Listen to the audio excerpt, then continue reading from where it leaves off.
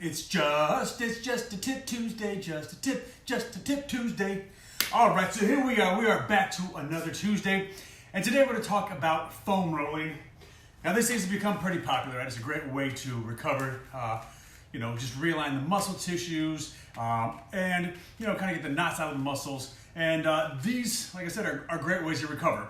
However, with the popularity, people are going out, they're grabbing these pretty aggressive foam rollers, and they're not necessarily starting off the right way. So when they start off, it hurts, it's painful, and they just give up. So today, let's talk about the best ways to start off foam rolling. Now this one is like this hollow trigger point one.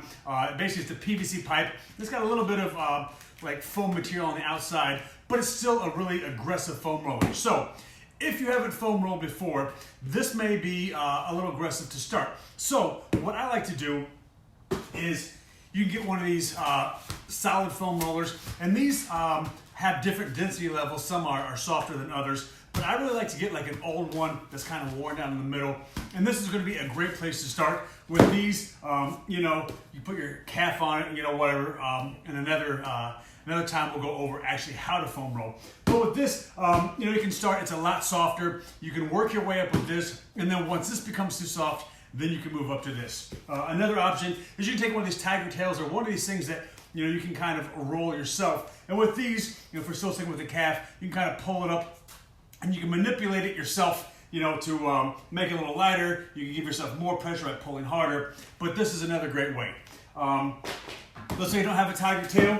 If you're up here, when you start foam rolling, generally you want to get as much pressure on it as you can, so you can put one foot on top of the other one. If that's too much pressure on the foam roller, bring both legs down, right? And this is going to take a little bit of the pressure off the calf or whatever muscle group you're on. You can even put one foot on the ground, and that's going to relieve a lot of pressure too. So as you start off foam rolling, start off soft. It's better to start off softer, have it be, not strong enough, and then you can always move up here. But if you start off with this thing, or one of these, like some of these vibrate, and those are pretty crazy too. So don't start off, with too strong, too stiff of a foam roller. It's going to make you hate it. So start off softer, really get used to it, get those muscles moving in the right direction, and that's a great place to start off. So that is your tip for this Tuesday. When you started out with these foam rollers, start easier, work your way up. You're going to thank me for that tip. Your muscles are going to thank you for doing that. So that's your tip for this Tuesday. I'll see you guys next week.